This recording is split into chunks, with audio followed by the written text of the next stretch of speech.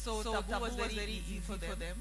So yeah, that's my pet name. But in school, and when I meet school friends and school teachers, they still call me Tabasum because they never called them Tabu. And was wonderful Dave Saab who started using that term for you? Yeah, he said you must use Tabu. I was like, okay, because I was 11 years old when I did my first film with him and I played his daughter. No, Johan, yeah. So he said, very unusual name and you should use it. But it is a little too unusual. Now I feel it's a little too small for my height, you know. I feel should I just use my longer name? But it's wonderful and significant that it was him who gave you that name because only a few years before he first worked with you for Ham Johan, he was here I heard that. to celebrate our great fort's coronation.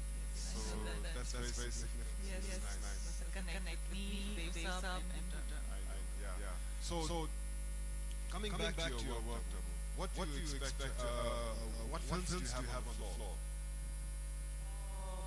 I don't have anything right now. I'm working on Sriram Raghuvan's next film, Karan's next production, and just reading scripts, meeting people, and saying no. Coupled That's with what I'm famous. coupled with being slightly reluctant and needing to be convinced on certain roles. Do you find that your representation of otherwise in a male-dominated industry, fewer characters being written for very strong female roles are few and far stretch? Fewer roles. I think I got really lucky. I can't complain. I think I got to do the best. But I think it's changed because I think women are getting to do far more layered characters. You know, I think there is a difference between when we say female-oriented and female-centric or great characters. You know, for me it's more important that the character that I do has layers and it's not just one-dimensional. You know, and that was not really possible when I started off in the late 80s or even in the 90s. You didn't expect the women in film to have so many emotions and so many layers to their personality and their desires and their, the dark spaces in them. But now, I think the trend has really shifted to having women characters having layers. You know, they can be dark, they could be the vamps, they could be the seductresses, they could be Mata Hari in the Indian sense. So I think that's changed. And I think the girls today are really lucky to get to do these layered characters, and they're not just being the nice women on screen. So yeah. Well, as you know, Tabu has represented a reputation for being in more meaningful, very serious, power-oriented roles. But it's always fun in games. Everybody who works with her says they just had a great laugh on set, no matter how serious the film may have been. So coming to that, I'd like to remind everybody about great comedies that Tabu's done in the past. BB Number One, Hera Fairy. How about some more like that? Because you really I'd love to. Yeah. And I must say that working in a light-hearted film is always fantastic because the whole atmosphere is light and everyone is trying to laugh and thinking of ways to make the audience laugh. So you're also discovering new ways to make people laugh and to find things funny, things that are not really funny, you find them funny. And especially working with people like David Dhawan and Govinda and Akshay Kumar, Priyadarshan in the Hera Fairy setup has been fantastic. And I really like to do more light-hearted films just to balance the serious stuff. Well, before I change the flow of this interview, I think I'd like to say what everybody says to you when they finally get to say bye or part company with you is like, please say yes to more films. That's an accusation, complaint, request. In all forms it comes to me. And I'm so happy that people want to see more of me. Tabu, the girl, child in town, bright future, so many opportunities for them. It would mean a lot to set a few words for them. Some sort of advice. I am not in the position to advise, but I know Her Majesty has started this fantastic platform called Tarayana, and I'd be happy to be part of it whenever you need me. And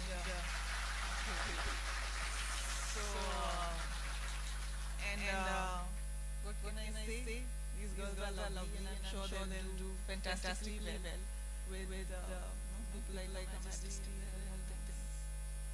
Thank you, Tabu.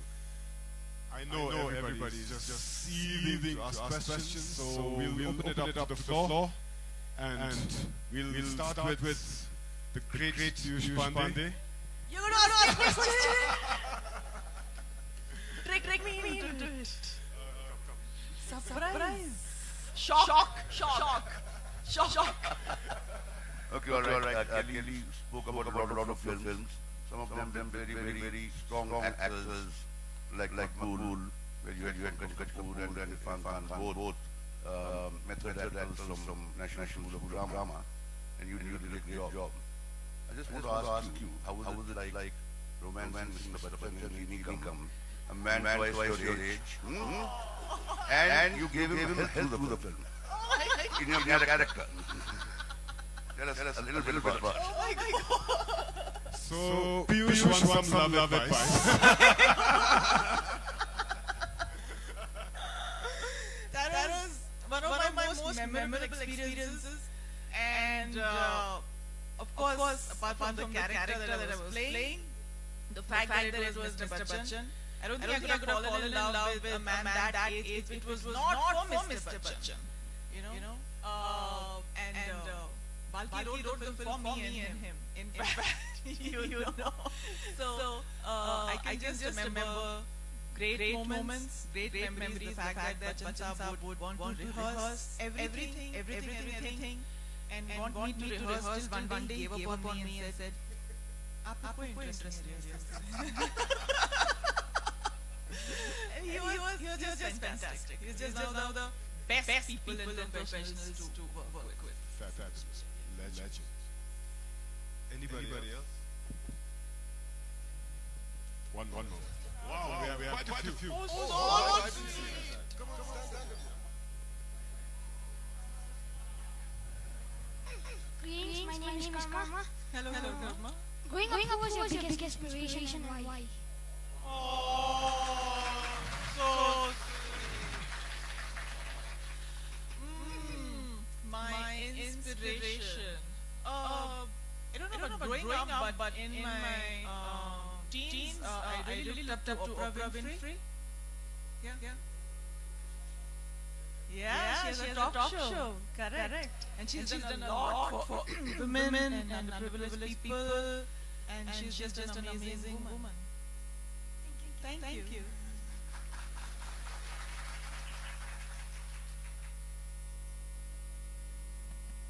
I just wanted to ask a footnote, the supplementary to the question you asked.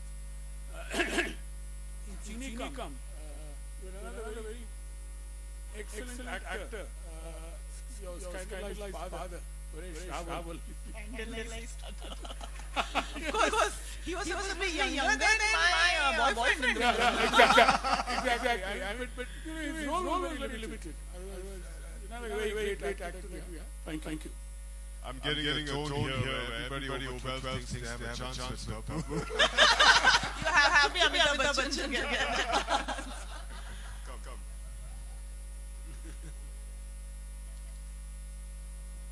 Yes. Greetings, Tabu ma'am. I'm from Punjab. I wanted to ask that has any of your characters from your career in Indian cinema influenced your life in any way? I hope they didn't because I played such crazy characters. Yes, building on that. But I think Chinikam comes closest to me as a person. I mean, suicide bomber to prostitute to bar dancer to everything else. But I think Balki is very smart in writing Chinikam for me because I could be that person. I could be that woman who could fall in love with somebody like that and actually give him a tough time. No, but building on that, taking away, barring the extreme, so to speak. Do you ever find yourself suffering from a character hangover? Most of the time I didn't have time for that because we were doing so many films. You know how we worked there, especially in the Telugu film industry because I was doing so many languages, five languages and Hindi and all of that, and every genre of cinema. So I could not afford a hangover. But of course you thought about these characters. I think the first time I really thought about people like that was when I was doing Masters. I was terribly young. I mean, I was 22. To be able to absorb the gravity of the story. It was about Operation Star. And I was playing this young girl who takes to militancy and who kills herself in the end. So these characters really somewhere set me thinking, about people like these that really existed and they're real. And when I did Chandni, before I did Chandni, I had no idea about this underbelly of Mumbai, about the bar culture. Till Madhu took me to a beer bar and to show what it is like and actually do exist. Because before that, the bar girls that we saw, the dancers we saw in Hindi films was the really quintessential vamp who was doing the dances and also you thought these are fictional characters. Yeah. Till I went to bars and till I read Chandni Bar. It was so heavy for me that I could not read beyond the first half. And then I put it down and I went back to it a few days later. So really you start to think about the world, about society, about how things happen. And even if not at that society level, you start thinking about relationships, and especially with Vishal's films. I think he handles these subtle and deep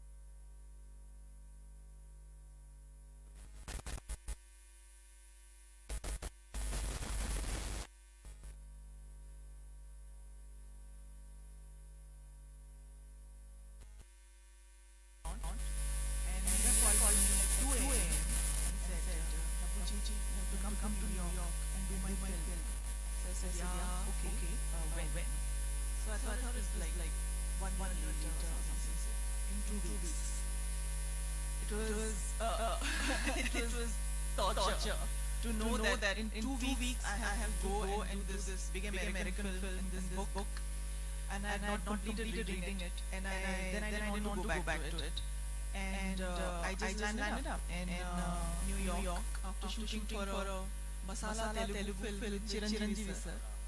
I landed up there having no clue about what it was going to be like. It was the first American English language film that I was going to do. And Meera kept giving me these little shocks. Okay, so it's English, but now you speak it with a Bengali accent.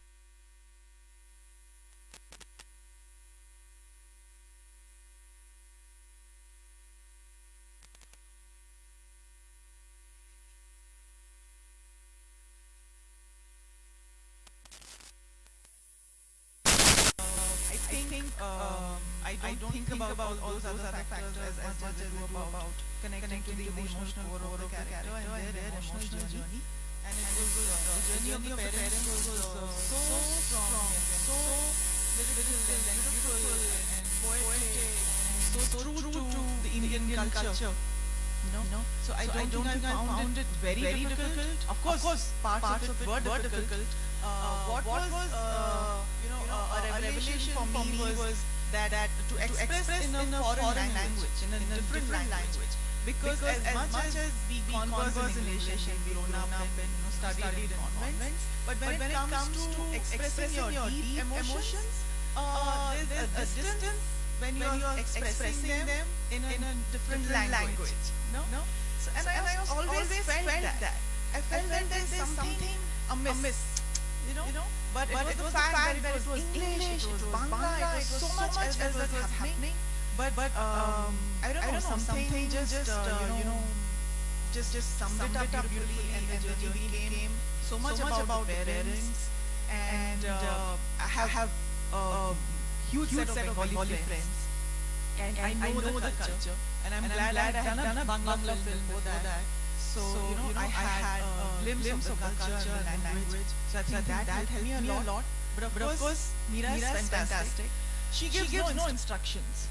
And this I've noticed about American actors. They do not give instructions. When you come to the set, they expect you to know what you're going to do, or what you're supposed to do, And only when she thinks that she has to give you that one extra brief, she'll come and tell you something in your ear and you've got it. Like the scene where she's having a baby, not had a child yet, and she was so spot on that she just does it like that. And she herself is such an emotionally wired person, so she knows all the nuances. Happy people? I hope I've answered something. Come. I'm sorry, we'll come to the back in a bit. Hello, my name is again Michael Wangchuk. Hello again. My question. I have a friend called again. My question is, how did you get into the filming industry, and what was your first feeling? How did you feel? Okay. How did I get in? That's a very long story, and that's so long back that I've almost forgotten. But it all happened by chance, and I never wanted to be an actress. I didn't have any plans, and my sister became an actress, and I was spotted by somebody and cajoled by Shekhar Kapoor to do this one film, and I was very reluctant. I wanted to study, but they literally forced me to do this one film, and Shekhar said, I'll pay for your studies, you go abroad, but you do this one film called Prem. And somehow I agreed.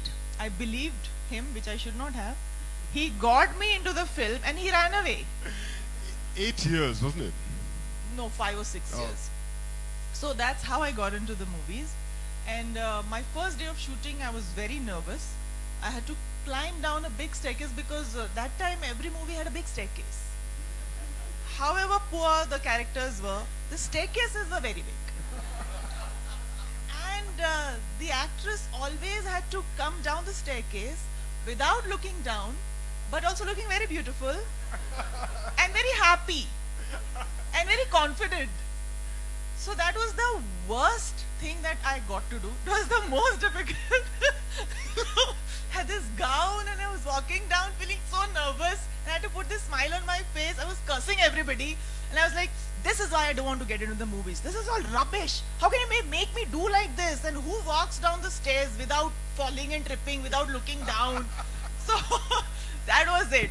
That said it, I said, this is the movie industry. You have to pretend to be happy when you're not. That's okay. So I started walking, and I was so nervous that I did some 45 retakes. Of course, they were also fond of doing retakes. I know. So they have a reputation for that, so it's okay. Somebody? Yes, over there at the back. Greetings, ma'am. Ma'am, I'm Siyashka, and I've always been a very big fan of yours. Thank you. My question to you is, what is that one thing in a script that lets you decide on doing a movie out of it? So it's not any one thing that I can put my finger on. I think with different projects, the criteria changes. I can't have everything in one project. So sometimes I look at the role, the character, Sometimes you want to work with the director, sometimes you want to work with this particular actor, like Ang Lee, when he came to me with Life of Pi. The parts for the parents were not so huge, but I wanted to work with Ang Lee, Who wouldn't? Yeah, who wouldn't? So that was my deciding factor. Sometimes the money is very good, so you don't say no to a film. So She's adorable, so yeah. honest. And a language. I wanted to do a Bangla film, so when the Bengali film came to me, I said yes to it. So yeah, at different stages in your life, I think your criteria is, changing, and your purpose is changing, and yeah, what you want to take from a project is not always the same. What you wanted at 16 may not be the same at 30, may not be the same at 40. Great. Yes? Good morning, everyone. There you are. Good morning, ma'am. As we all know that you're a very great actor, not only in the Indian cinema but all over the world, and everyone faces failure. So my question to you is, how do you cope up with failure?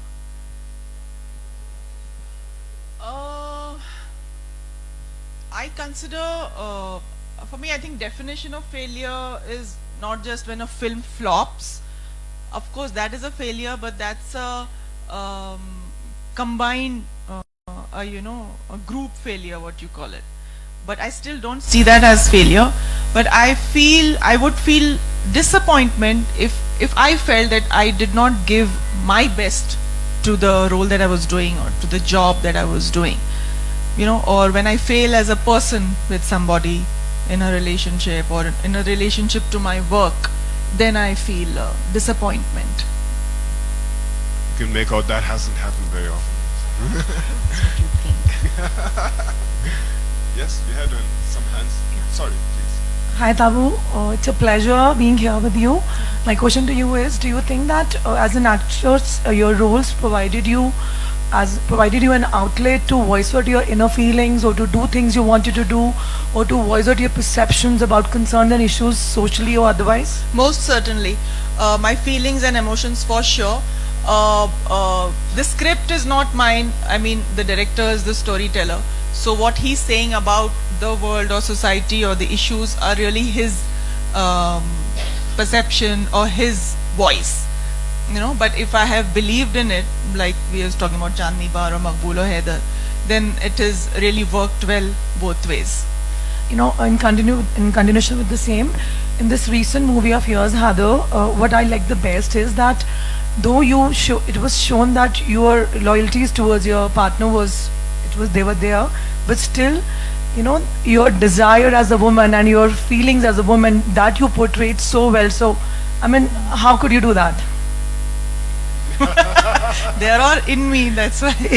Yeah. It's the two dimensions of a woman's personality. Thank you. We had a hand.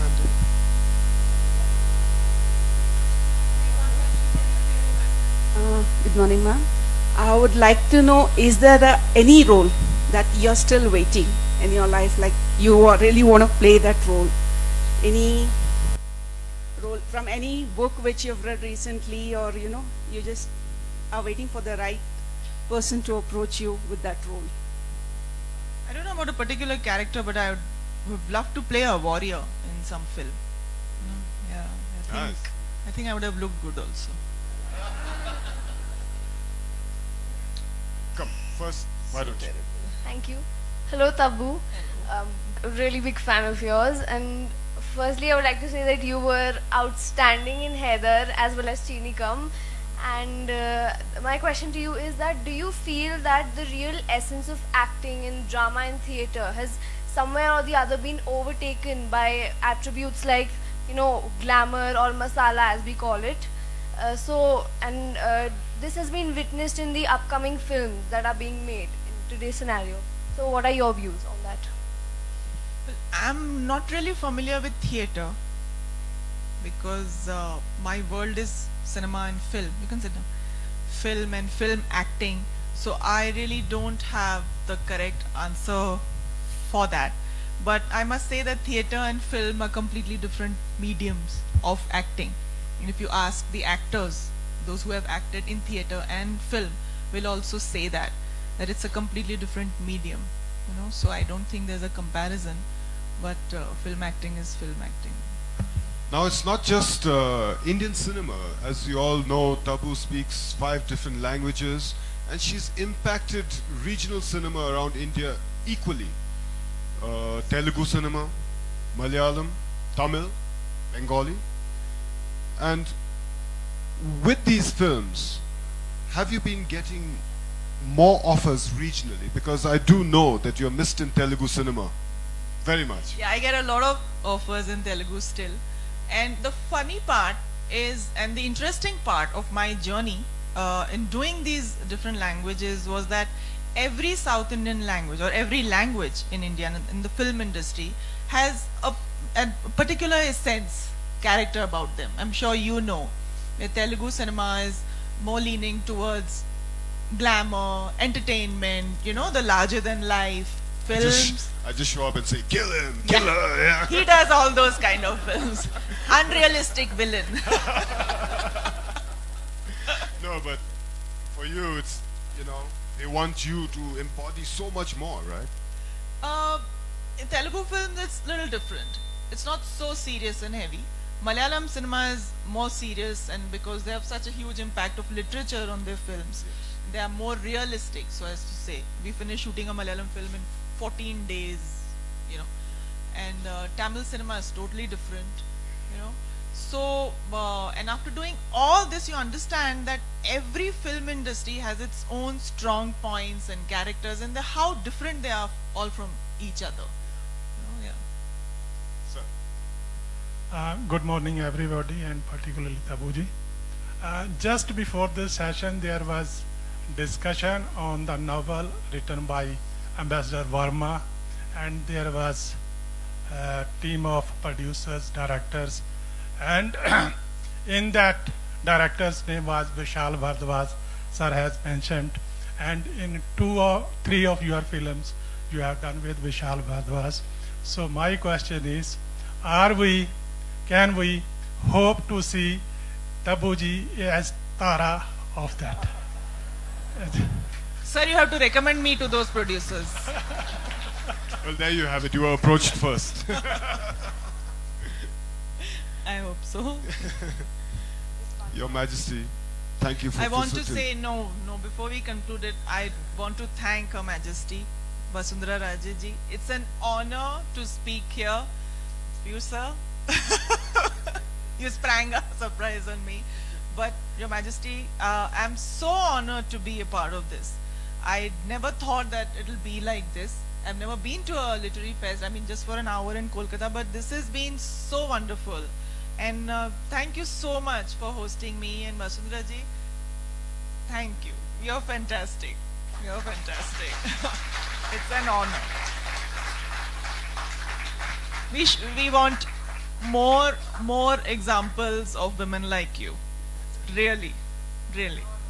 Ayyo! Your Majesty, Your Royal Highness, Your Excellencies, thank you for this platform. In particular, thank you for bringing Mountain Echoes to Bhutan and giving our youth a chance to read a book, because most of us haven't read a book since Facebook. So and with that, I also want to, sorry to Yeah, interrupt, go ahead, thank you, Oh, Kelly, no. because of you I'm here.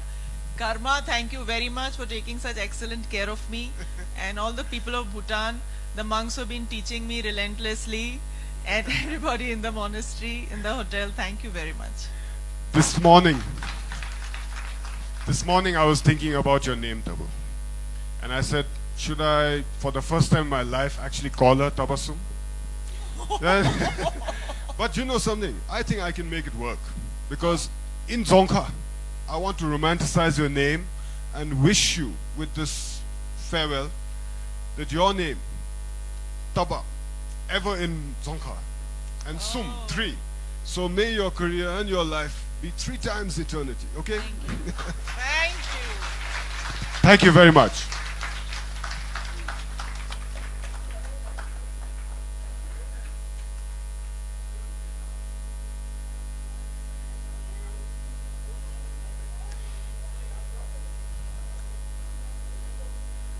We're going to continue with our next session. Could we please be seated?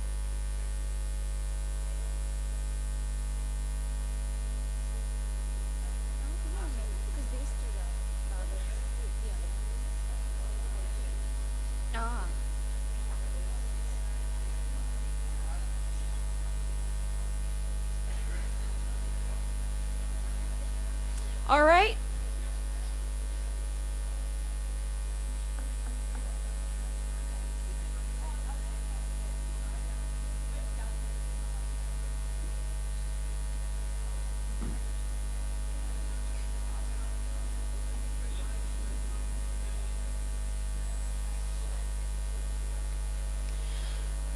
"2016 has been a turbulent year globally.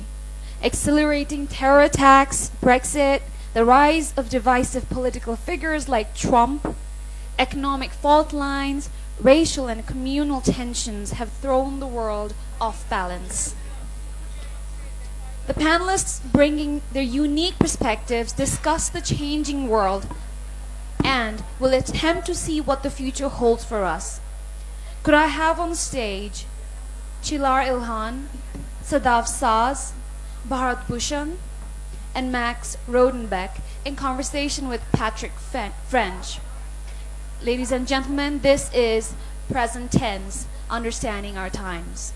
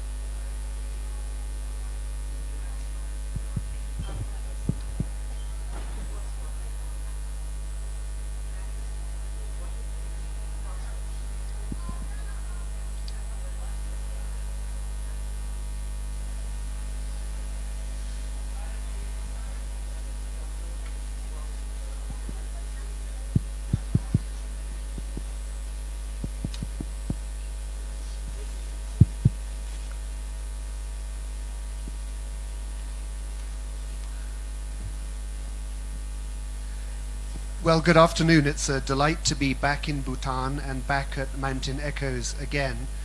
The five of us on stage today are going to try and cover in just 50 minutes the whole world.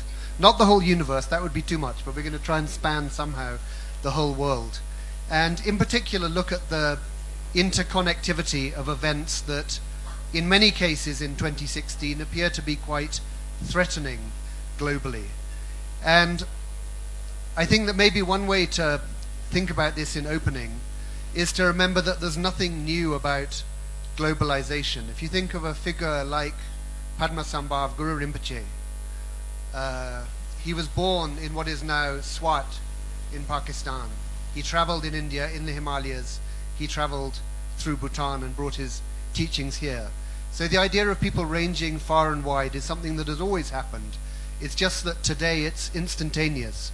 We read about it 10 seconds after it's happened, rather than having to wait years or sometimes decades, or in the case of Bhutan, even centuries, for the narrative to be uncovered. And what we're going to try to do is to work roughly from east to west. Although China is arguably, economically at least, the most important power in the world today, we're going to begin in Bangladesh with Sadaf Saaz. And each person on the panel is going to begin really by talking about a particular place in the world that either they are from or that they know well, and initially talk about it locally, and then we'll come on a little later to trying to link that into some kind of global dynamic. So Sadaf, if you'd like to start, and I think that it might be good if you could begin with just referencing for the audience the Holi attack, and perhaps going from there.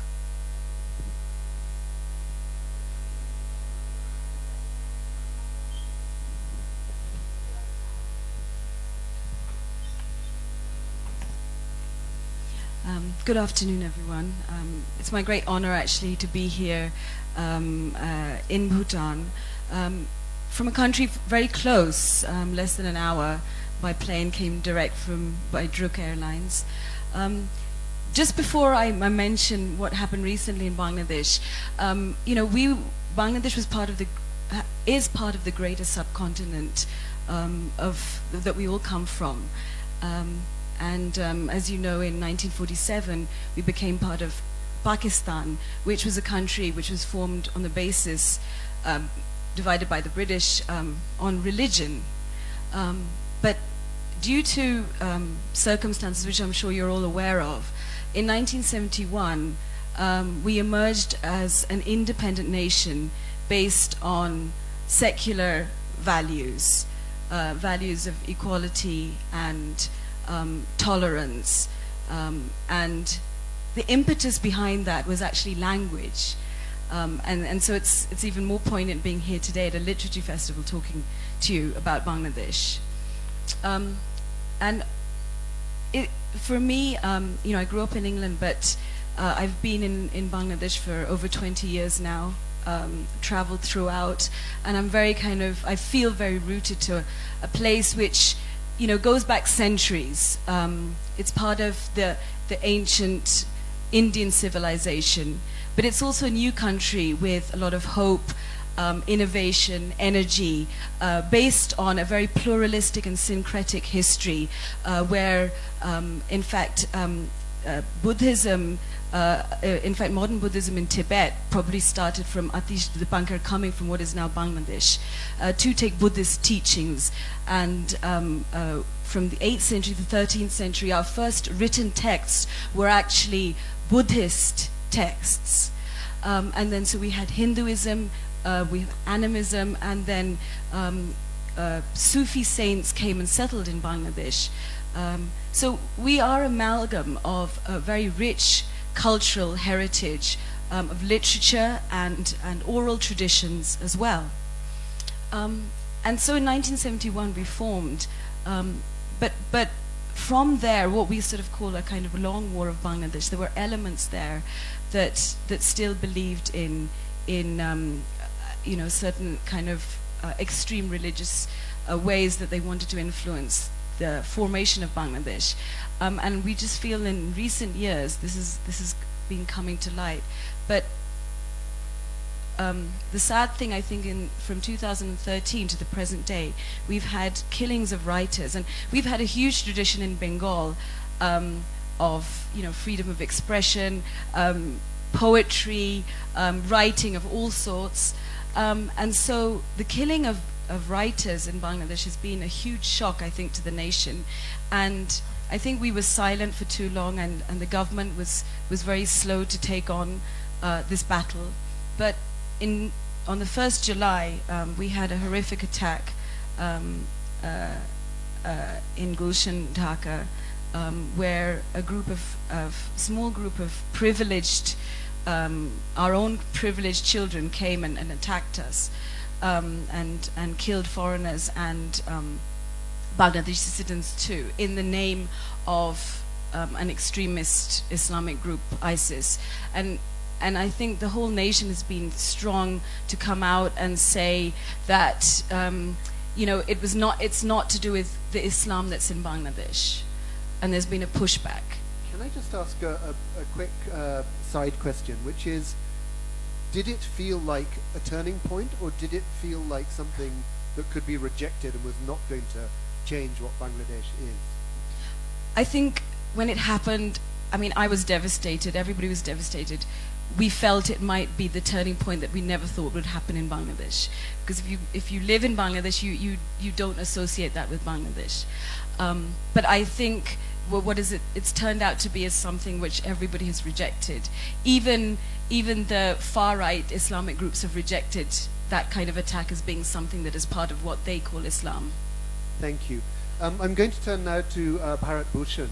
I think for those of us who are in India or live in India, that there's always a lot of politics, there are always a lot of things to be frustrated about, and yet globally perhaps India is looking remarkably stable and almost in comparative terms like a liberal bastion in relation to what's happening in, for example, West Asia.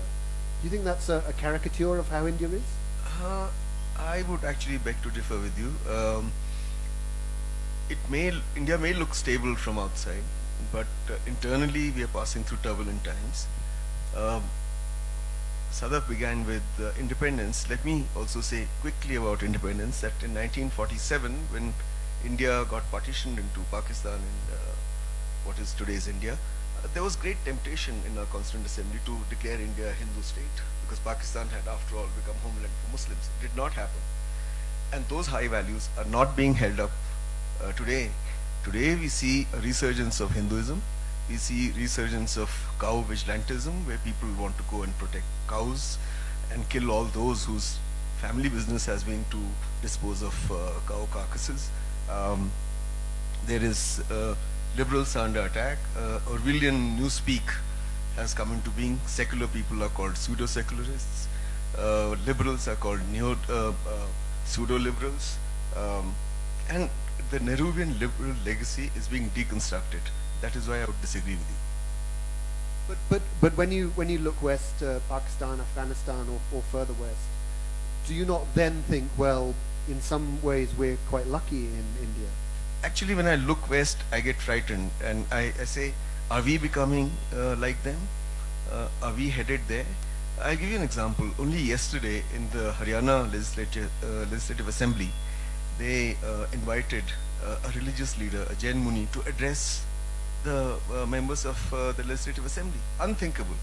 And what does he say there? I'll just quote because I read it this morning. He says, religion is the husband while politics is the wife. While every husband should protect the wife must also accept the discipline of the husband. If that is not there, the wife is like a musked elephant out of control. Now this kind of thing would have been unthinkable in any Indian parliament, whether in the states or at the center. So when I look at Pakistan, I say, oh my God, or Afghanistan, that we shouldn't become like that. And I think what we value in our constitution, that is our secularism, our tolerance, our inclusiveness, those values are under threat today. Okay, so we're now going to move to Turkey and to Çiler, İlhan. Now, in Turkey, you've had a whole series of destabilizations. You've had the ongoing Kurdish crisis. You've had a huge influx of refugees from neighboring countries. And then, of course, just recently, you had the attempted coup. How do things look from Turkey today? Well, it's a lot of happening, as you say. Well, I've been meeting a lot of people since the wonderful festival year started. And everybody is so much interested in Turkey. We had this interest for the last 10 years. And everywhere I went, people were asking, oh, Istanbul, it's so nice, it's so great, it's beautiful, I want to go there. So we were making the headline in Newsweek, in the Telegraph, as the rising New Berlin, New New York, whatever. And then it's really now disappointing that I've been asked since last days, what's really happening in Turkey? It's a very hard question to answer because there are lots of things happening because of our geographical position, because we are a part of the whole Middle East, and we are a part of the world that seems to be going really mad these days. Well, I know a lot of people blame directly the government on a lot of things. I'm not saying I never voted for them. And I'm not saying they did really good things. They did really bad things, but they are doing some good things, and I'm happy that there is still a leader in Turkey after all what's going on, because we need a leader. Even how bad a leader is, I think it's vital to keep the country together. So 15th of July, we didn't really know what was going on. First, we thought it was a stage coup, and then it was CIA, maybe you know, and then it was what's going on, God knows. But then I think it was the first time that I was scared in my life. And as you can only imagine, I'm only 20 years old. So it's a big deal that I was scared, because we had these really loud planes just going over us. F-16. I don't want to learn the name, but F-16. It is a little bit mess. I have to admit, from every point of view. But I have such a belief in Turkey because we have a stronger identity compared to a lot of Arabian states that were artificially made with borders. We have a strong Turkish identity. So I think if the government can stop putting everyone in prison these days, and if they really can come up with a good strategy, we can just still emerge as the rising capital. And then you'll be asking me, oh, where should we go out and where should we have dinner in if I ever come to Bhutan again. Thank you so much. So Max Rodenbeck, I'm going to ask you to sort of hop between two places with which you connect. One is Egypt, the other is the United States. How do things look globally from those two perspectives? Really grim, actually. I'm afraid to say it's not a happy story. And I'm something of a. It doesn't look like it, but I'm something of a refugee from the Middle East. In fact, I mean, I've spent the last 30 years of my life in living in the Middle East, and I'm a refugee not in the sense of someone washed up on the shore or trying to struggle across water or anything like that, but I'm a sort of broken-hearted refugee because I've lived through so many turbulent things, wars, revolutions, this great uplift with the Arab Spring, all these hopes crashed, I've sort of fled that with a broken heart to find some place that's more cheerful. And I must say that it's hard to imagine a place that's further from that than Bhutan. And just to clarify, the place of safety that you're in at the moment is New Delhi. It's New Delhi, yes. I'm now living in Delhi. That's right. Yeah. So, looking back on all these years in the Middle East, the question I often ask myself is, where did it go wrong? What went wrong?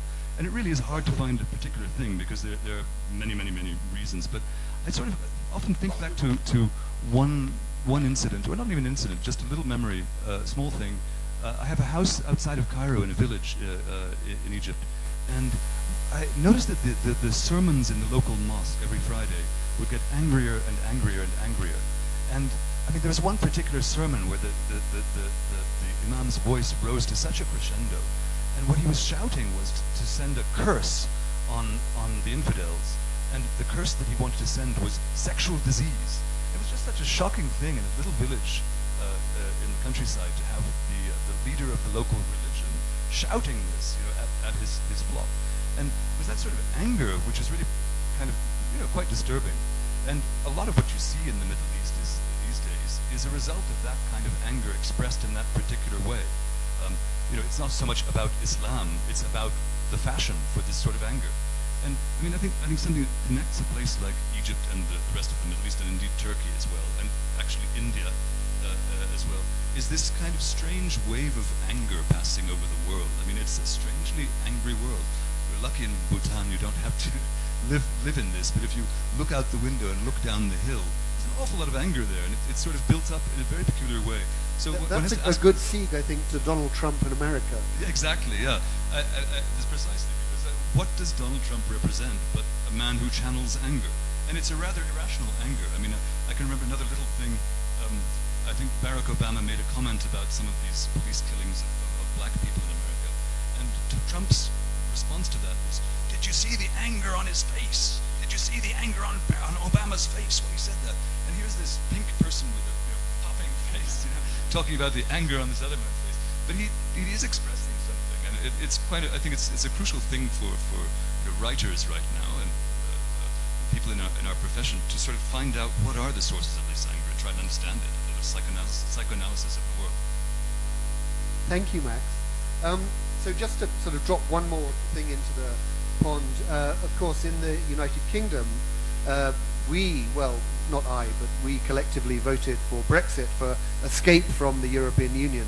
And indeed, many voters wanted to just escape from Europe itself, which is geographically difficult, but it still enabled you to channel your anger into the relevant box on the form. So the European Union as an institution is potentially in the process of either severely changing or unraveling. So everything can seem a little over chaotic globally. And yet at the same time, the number of people in the world who have been lifted out of extreme poverty is proportionately greater than it's ever been. Democracy is flourishing in many places. Perhaps it's a case of looking at the places where, perhaps it's a case of looking at the places where everything is going wrong and seeing that as the global story. So what I'd like to ask each panelist now to do is to try to connect up the local place they've been talking about with the way that they see the global picture. And Bharat, perhaps I could start with you. Globally, I mean, India is engaging in the world as never before. So when you say that the world likes India, appreciates India, I can quite understand that. But let me limit myself to our region first before we talk to, I mean, we have hitched our wagon with America now, but let's talk about the region. For example, Pakistan, we talked about. The amount of misunderstanding about Pakistan in India leads to a lot of instability, a lot of anger on television and newspapers, etc. But Pakistan is changing in ways which is actually creating a constituency for peace within Pakistan. Most Indians will not know that in Pakistan, the Muslim identity itself is getting diluted. Otherwise, you would not have the renaming of Northwest Frontier Province as Khyber Pakhtunkhwa. You would not have a demand for South Punjab within Punjab. You would not have the demand for Muhajir Suba. On education, earlier there was no emphasis on education. People would say, I would leave my children all my lands which have 3 railway stations on them. Now Pakistan has become proportionately the highest spender per capita on sending children abroad. There's a deep sense of being left behind in development. They don't compare themselves only with India, but with Thailand, with Singapore. They want to develop. There's a growth of a middle class. They want peace, they want education, they want to trade, and India doesn't recognize that. Unfortunately, there's structural issues within Pakistan because of which things don't work out. The only institution that's functional is the army, and it controls crucial relationships. Look to our north, to China. People think our relationship with China is going to the dogs. It's not actually. It's remarkable that India and China together have been able to set up a development bank within BRICS. We've been able to cooperate with each other on climate change, on WTO. The Chinese companies are coming in a big way in India. A big railway coach manufacturing factories being set up outside Delhi by Chinese. Yet we have border disputes.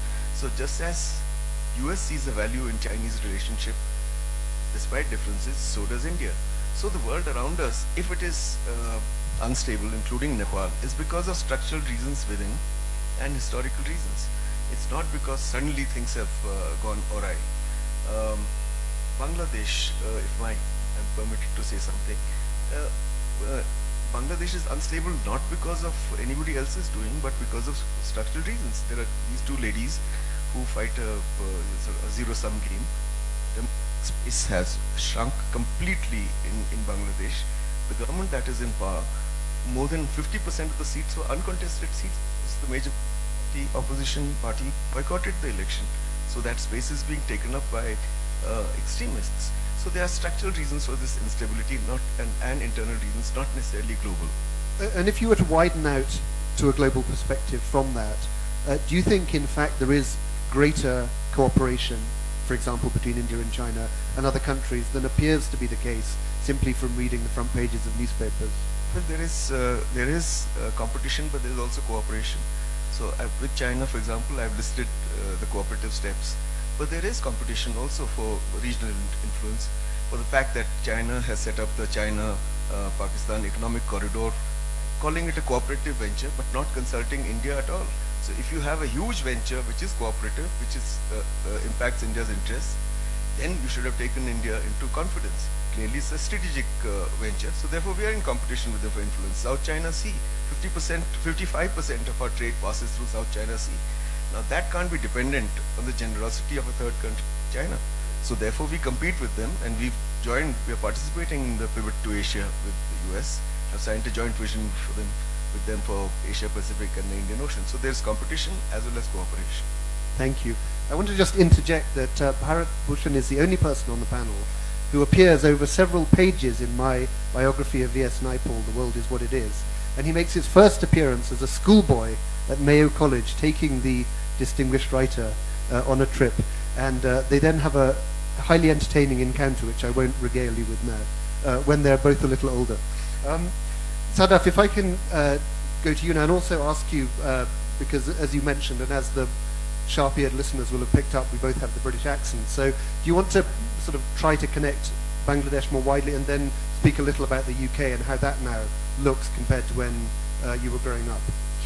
Yeah, and I'd like to actually pick up on a point that Max made, this anger. And I think what is engaging this sort of very small section of educated Bangladeshis to sort of launch an attack on Holi like this, and you know, when there have been investigations, they see that they first get them in by sort of talking about Palestine and Palestine and the history of colonialism, and suddenly you get this big anger and this bizarre kind of victimization. I mean, these Bangladeshi boys, I mean, probably Palestinians are not going off to join ISIS or anything, or being, you know, lured into this kind of framework. But I think that it's quite dangerous to sort of have this sort of, without closing the loop, victimization. Like, sort of, you know, that this, you know, we're in a position in Bangladesh where we really can't do anything about the global chain of events, but we can be really angry. And so what do we do about it? And so that sort of is one thing. The other thing is you know, Bangladesh, you know, of course it has its internal problems, but I think we have, you know, this linking the global, where you have, you know, the infiltration of kind of a Wahhabi type of Islam, which is not the kind of Islam that, in 2 or 3 different ways. One is through Saudi aid, aiding our madrasas and stuff and influencing that. Then our migrant workers are in the whole of the Middle East and bringing back certain values. And then this is the sort of connection with my kind of British roots or whatever. I mean, I grew up in the UK, and I remember in the sort of 80s seeing a sort of distinct, you know, and it was a very kind of white British Britain that I grew up in, before it was kind of sexy to be Asian or whatever. Don't forget it's sexy to be Asian, remember that. And so, you know, I can just actually remember the time when you know, you felt like the other, and then there was a group, a kind of quite a strong group that came up and embraced a sort of quite a radical type of Islam in front of my eyes, and suddenly me and a whole load of like 99% of moderate Muslims in Britain were sort of considered non-Islamic. And I see strains of that in Bangladesh, where I hear that, you know, there are groups of sort of quite upper middle class and elite are being influenced by groups of kind of British Asian missionaries coming to sort of spread the word. So I think that's a sort of development of connections. Çiler, if I can turn to you, because it's sort of, in a way, what's happened in Turkey does connect with that same story of radicalization, and in particular a movement which has been going on and is perhaps now more prominent than it's been, against the very idea of secularism and the principle of secularism.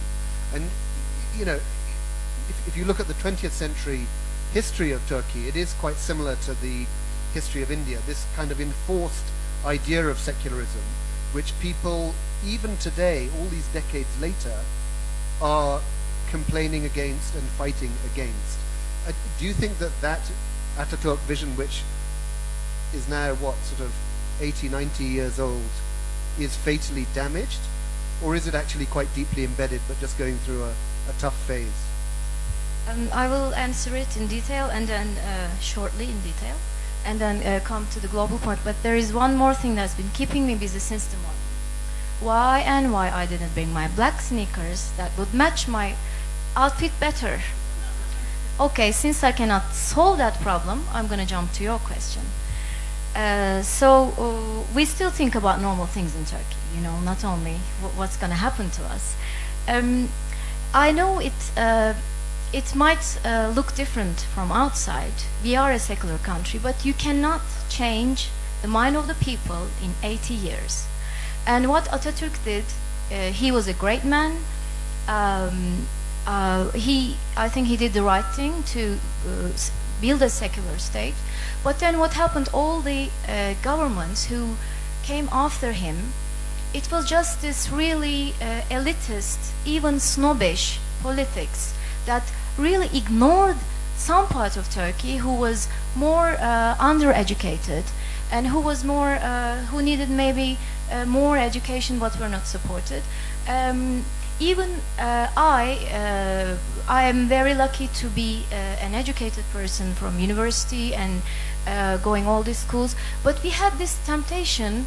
I was maybe being a writer more careful with it, just to really, how do you say, to be even disguise those people who were living in rural areas. So this is not a surprise that people are voting for Erdogan, because he was the first person to come out and say, okay, you can wear your scarf going to university. And why wouldn't anyone wear a scarf going to university unless it is a tactic or it is a political tool that is used globally? So if I think what's happening in Turkey is now very normal, because we need more years so that people will really will not judge each other anymore, and then who wants to go to the university with a scarf, they will. If I want to drink wine in Ramadan, I will. And actually we used to. Since before this was being used as a political issue, we never ever had an argument. So this is only what's going on. It's a bit political. I don't see any real radicalism in Turkey. I really don't believe that radicalism will pop in Turkey. I think the state is there. I think secularism is there. I think people will keep on respecting each other. It's just a matter of how to manage everything. Thank you. Max, again, if I can ask you to take on lots at once. Do you agree from your experience of living in the Middle East that a kind of enforced removal of religious or cultural traditions is what's created an ongoing backlash and ongoing anger? And also, in the case of the United States, if there is a victory for Donald Trump, which is far from impossible, what actually will happen? The idea that you can have a ban of people of a particular religion coming into the country, the idea that you can have a gigantic wall running down the middle of your nation on the Mexican border. I mean, what does it mean in practice? Gosh, that is a big chunk of question. Yeah. Well, I think Turkey is quite unique, actually. Don't worry, you have 3 minutes. Wonderful. Yeah. No, I don't think enforced secularization is really the root of the problem. I think there are other things, and that are more universal than just the Middle East as well. And to go back to what is the root of the anger? I mean, it's just something I've been thinking about, and I think there are three things actually. I mean, one is just the rapidity of urbanization and change that's happened in a lot of parts of the world, which is really unprecedented. I mean, and the Middle East is just one of them. The same is true all over South Asia as well. I mean, people thrown into a completely different environment in big cities. You've got the majority of populations nearly everywhere now living in cities, and it's done funny things with people's heads. They've had to change their loyalties. They've had to change so many things in such a short time. So I think it's just discombobulation is one thing from that. Another thing is inequality, which has grown all over the world and is rampant now. And this is, I mean, even in a place like Britain, inequality has grown quite shockingly. And this is one of the things behind the outcome of the Brexit election. And I think the third thing is which is a bit contradictory, is what I would call villagization. That in the internet age, people no longer listen to a kind of common broadcast. Everyone is locked in their own particular, their little chat group. And so we don't actually hear each other a lot of the time. So, I mean, you can have radical Muslims in Bangladesh who read nothing about their own victimization and talk to no one else but people who keep banging on about how we've been victimized until they completely internalize this and become dangerous people. I don't think it was so easy to be that closed in your own village in a big urban society before as now. So I think those are three things. And to jump on to Donald Trump if he takes over America. I mean, I can remember many years ago, one of my editors at The Economist, there was a debate about whether The Economist should endorse George Bush for president. And I was very noisy about not endorsing George Bush for president. And our editor-in-chief, who was rather right-wing at the time, couldn't see anything wrong with this. And I tried to point out how wacky the guy was. And of course I was right, our editor-in-chief just said, "Oh, but America's always had wacky politics. It's always produced idiots for presidents." And so, I mean, perhaps we should be slightly, I really don't think that Donald Trump will win. But I can remember I was living in America in 1980 when Ronald Reagan was elected. In fact, I left America then. I felt like a refugee from America because I thought there was this mad man with orange hair who was going to take over the United States, who was talking about space, what was it, the space, Star Wars with Russia. Yeah, and he looked like a nutcase too. But I think actually there isn't that much that a president can really do anymore. It is disturbing the way that someone like Trump can change the argument, or can change the discussion. But I have a feeling that, I mean, he really, all he can do is channel this anger. Once he's in office, what will he have to offer? I mean, he will have to modulate and won't be able to get away with the sort of rhetoric that he does now. So I think it's a horrible idea, but I wouldn't be overly worried. America's on the decline in any case, so I mean, it's just a matter of how rapidly it goes. I'm rather encouraged by your idea of kind of caging Trump within the presidency. So let's now sort of globalize out to the audience. Why don't you ask some questions? I'd particularly like the students here sitting to our left, some of whom have been taking notes, some of whom have been drawing pictures. Would any of you like to ask the panelists a question about the state of the world today? Or if not, then who else would like to ask the first question? Yes, so we got one here, one there. Yeah, okay, thank you. Okay, yeah. So if you go first, yeah, thank you. So this is just a small question out of curiosity, actually, to Mr. French. And your opening remarks, you did mention something about the birthplace of Rinpoche, some Padmas Guru Rinpoche, Padmasambhavana, and you said that he was born with, in the Swat Valley. But I believe that there is still some ongoing research as to the actual birthplace. And as you know, Indo-Pakistan relations are fraught with angst at the moment. So isn't this injecting a little thorn into that? Because there is the talk of him being born in Odisha. My birthplace is not very far from Swat Valley, so I'd be more than thrilled if that were the case. But there is still ambiguity in the actual answer to this. Well, I think I'm right in saying that the kingdom that he was meant to have been born in a lake in a lotus flower was historically called Odia, which some people have identified with Orissa. But certainly in Swat itself, close to Mingora, the assumption is that Guru Rinpoche is very much coming from Swat Valley. But as you say, the archaeological research is yet to prove things one way or the other. Who would like to ask the next question?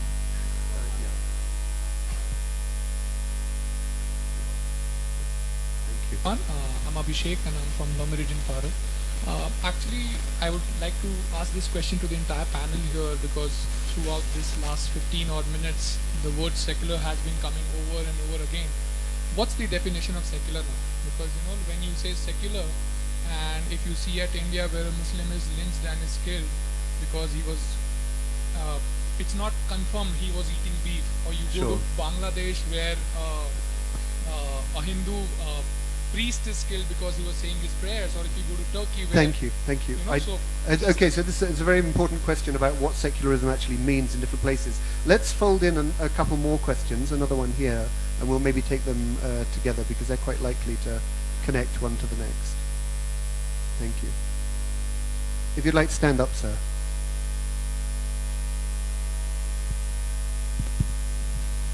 Question to the panel. Point which you raised about Brexit. What would be the unintended or intended consequences of UK leaving Europe or European Union on Scotland and Ireland? Okay, well, it'd be a bit of a stretch to connect that to the secularism case unless we did it through a beach in Cannes or something like that. I think we've got a questioner in the middle,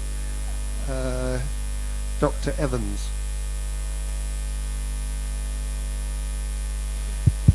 Hello, Alexander Evans. I'm the British Deputy High Commissioner in India. It's a gloomy year, you've pointed that out. I just wondered if the panel had any points of peculiar optimism to offer as they gazed upon the world. Thank you. That's a great question. Yes, we all moved to Bhutan. that may be that would really scale up the refugee crisis globally if everybody decided that Bhutan was the only place they wanted to be. Why don't you start and if you want to just pick up either all of those questions or some of them. So we've got secularism, what it means, Brexit, which I'm an expert. I will start with that. No, for secularism for Turkey, of course, it's an easy question to answer because we are a very compact country. We are majorly Muslim, and for us it means being free in your mind and to practice Islam without making it a political tool the way you want. I'm happy with my short answer. Yes, Bharat. For us, it's very clear. It's the separation between the church and the state. The state does not legitimize or make any religious practice illegitimate. It remains in your private sphere. It can, but it doesn't come in the functioning of the state or the government. Simple definition: the church is separate from the state. The state it's a divorce. It's a divorce between the husband and the wife. Absolutely, absolutely, and that because that thing is that there's an attempt to remarry the two through these naked munis who come and address our parliamentarians is what is so galling and so upsetting. Besides, of course, the deaths of people, that you're raiding fridges of people to see what kind of meat they're eating. You start telling people how to dress, what cap to wear, what food to eat. That is the intolerance which is communalism. And anything that is not that is not intolerant, that is not divisive, would come into the basket of secularism in the political sphere. Thank you, Max. I'm going to avoid the really dangerous question, which is the one about optimism, and talk about something dismal like Brexit instead. Just briefly, actually, the unintended effect on Scotland and Ireland. I always thought this discussion about Brexit when it was going on in Britain, I was always surprised that the issue of Ireland was ignored so much by the British public, because when you look at the question of the Ireland problem has been the burning problem for Britain for a century. And in mainland Britain, there's, especially England, people have been very good at ignoring this problem, sweeping it under the carpet. It's a bit like sort of Kashmir for India. Indians are rather good at ignoring Kashmir until it explodes. But what resolved the problem in Northern Ireland really was joining the European Union. Suddenly the border between Ireland and Great Britain didn't make much difference anymore. So there is a danger, certainly, that Brexit could kick up that problem again. Not tomorrow, not soon, but there is a danger. And will Scotland leave the Union? Very likely, very possible. I don't see why not, actually. So that's a quick answer. Sadaf. Secularism. Bangladesh was formed on secular principle, but I think the way it's kind of seen is slightly different. The way I thought about it when I was growing up as complete separation of the state and personal. It's more like pluralism, being able to accept every religion you can practice, and there's respect for that. So I remember, initially I think when Bangladesh was formed, all the greetings were, the Hindu greeting, the Muslim greeting, the Christian greeting, the Buddhist greeting, they were all reeled off kind of thing before any function. Unfortunately, an amendment in our constitution has made, I think, the state religion is Islam because it's the majority. But the principles of tolerance are supposed to be there, and I think that the pushback since actually the Holi attack is being a sort of a sense of measured optimism, I think, for us.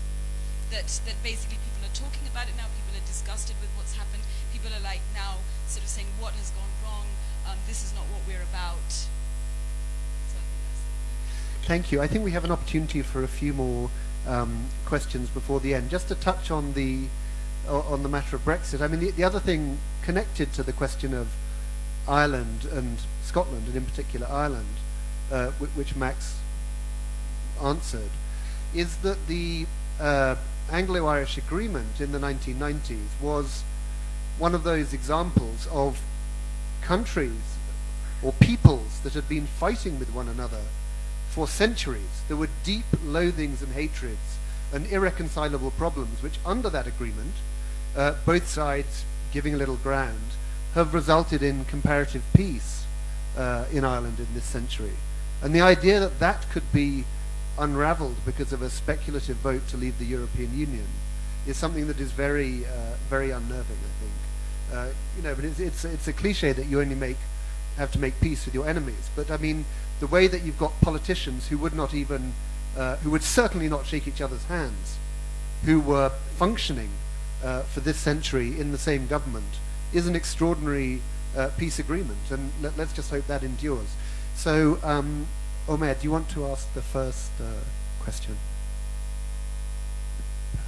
Yeah, very briefly, something positive. Chile, happy birthday. I didn't know that it was your birthday today. You should have told us at the beginning. We went all of anyway. We could have had cake. But Max, I'm really intrigued about your talk about the language of anger. And I was wondering how, I mean, if you had any thoughts, how does one turn that around? What does one confront that with? And I'll give you an example, because in Bhutan, when they set up the democratic principles, they didn't have a word for leader of the opposition, because opposition in that sense has all negative connotations. And we had to invent a word in Zonka to give it a positive, to give it a not a negative thing, because it meant fitna, right? And you do that is not something that you want, and that's been an important part of this. Okay. So. Thank you. Okay, so a question on the concept of language and the idea of loyal opposition. Who else would like to ask a question? Yes.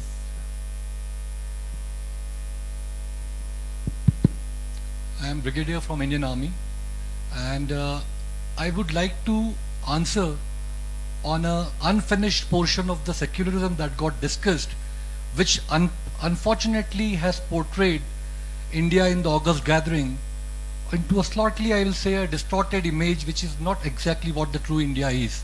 What is your question, sir? My question, I am answering on the secularism aspect. Just okay, I will just take 1 minute.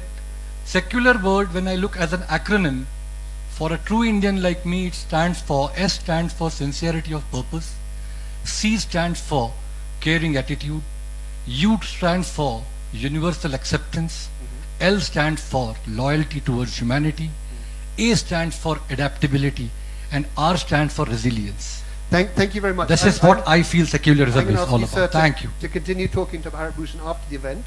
I think the two of you have a lot to discuss. We have another question here. Thank you. Yes.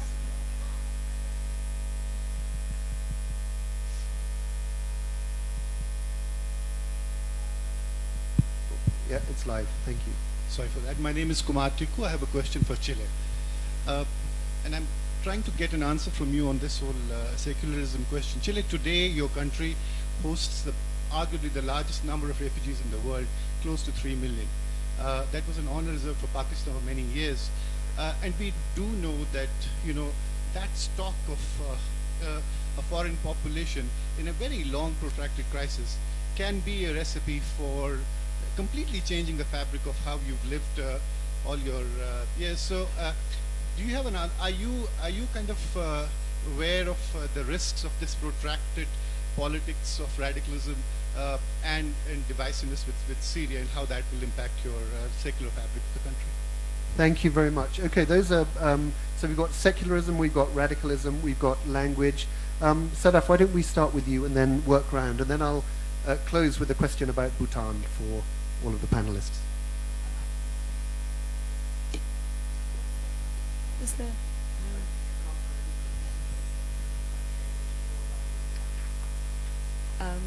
No, I think that just a sort of a quick thing on the language, and I think that it is really important how we frame what we do, and I think that we've been very careful, I think, in Bangladesh to the activists, I think, to try and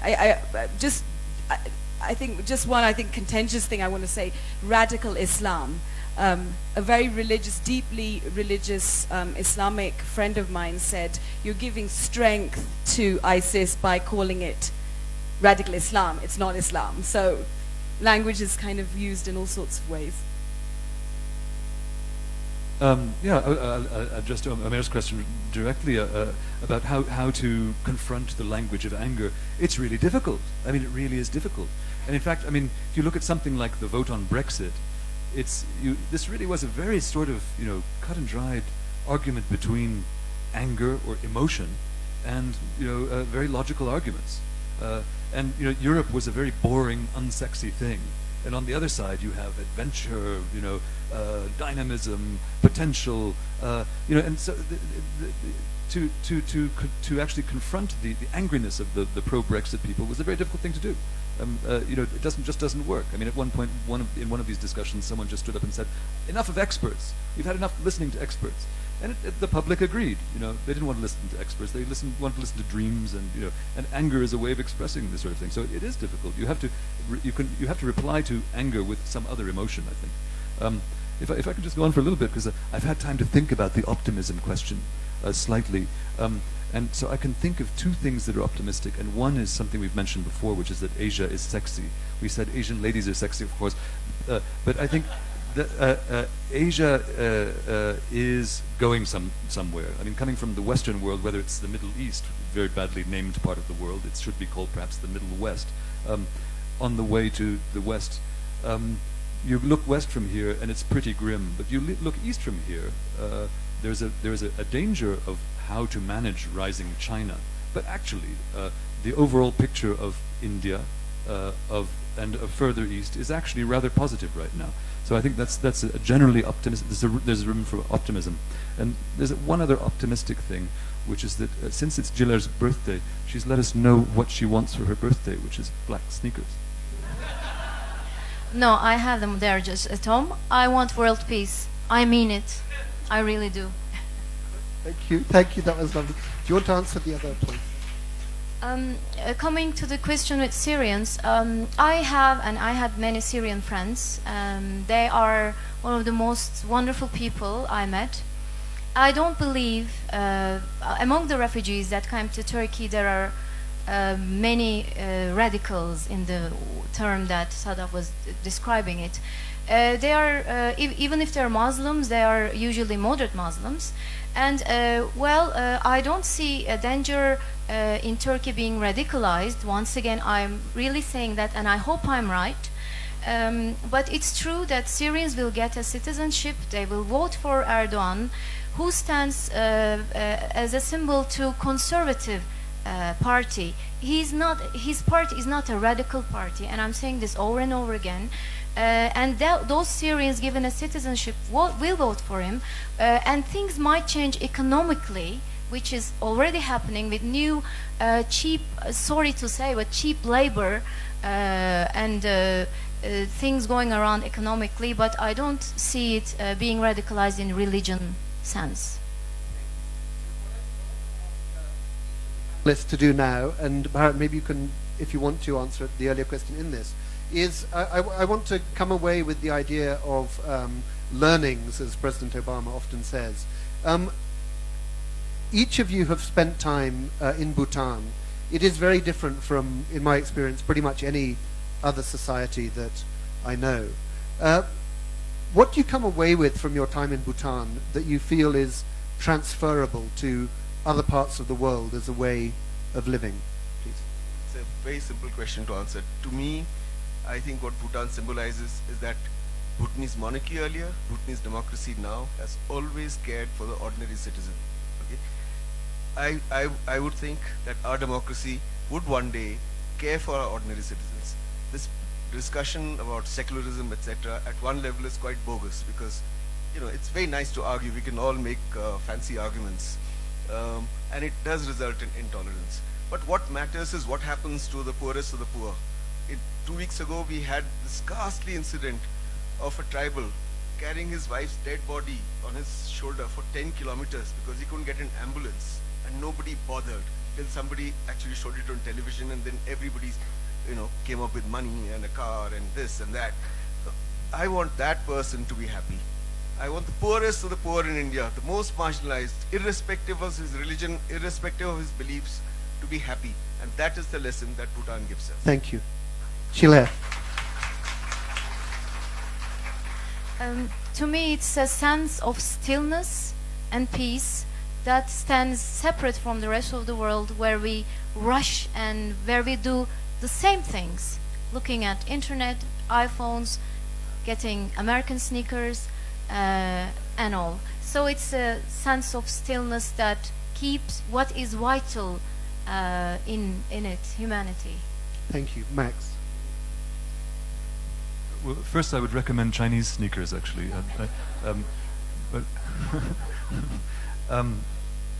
But I think there's something I've very much learned from Bhutan, and I think the world has a lot to learn from Bhutan, and it's about what's good about being slow. I imagine there are some people in Bhutan who feel that the rest of the world, that they're sitting in an attic and all the fun is downstairs. This is what Canadians used to say about America, that they were sitting upstairs in the attic and all the fun was happening down below. But I think Bhutan is proof that it's not a bad thing to be late for the party. And in lots of the world, the party is sort of over already. I think the fact that Bhutan has had, it's been in some ways privileged to miss out on a lot of things, not feel the pressure to jump in and race towards development or GNP growth and this sort of thing. So I think being slow is something that Bhutan has to teach the world. It's one of those all of the above, and I really admire the way Bhutanese